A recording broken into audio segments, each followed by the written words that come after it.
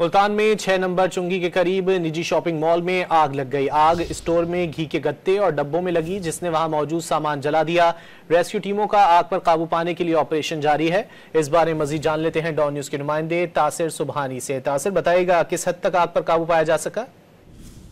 बिल्कुल, मैं आपको बताऊं कि ये बोस्टन रोड पर 6 नंबर चुंगी के करीब एक निजी प्लाजा है और काफी बड़ा ये प्लाजा है। 4 से 5 मंजिला ये शॉपिंग प्लाजा है जिसमें आग लगी है। मैं आपको बताऊं कि रेस्क्यू के मुताबिक आग जो है वो शॉपिंग प्लाजे के स्टोर में लगी है, जहां पर जो है वो पैकिंग का मटेरियल और दीगर अशिया जो है वो मौजूद थी। रेस्क्यू की टीमें मौके पर पहुंच चुकी हैं और रेस्क्यू ऑपरेशन जारी है। इस वक्त हमारी रेस्क्यू से बात हुई है तो उनका ये कहना है कि जो आग के शोले बुलंद होते हुए थे उन पर काबू पा लिया गया है, जबकि कूलिंग का अमल इस वक्त जारी है। मकामी पुलिस भी मौके पर पहुंच चुकी है और रोड को जो है वो दोनों तरफ से बंद करके रेस्क्यू का मुकम्मल जो ऑपरेशन है आग पर मुकम्मल काबू पाने के लिए वो इस वक्त जारी है।